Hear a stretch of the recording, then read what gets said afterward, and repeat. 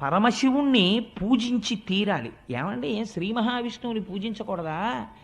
పలికించు విభుండు రామభద్రుండట అన్నారు కదా, ఏం రామచంద్రమూర్తిని పూజించకూడదా? కృష్ణుణ్ణి పూజించకూడదా?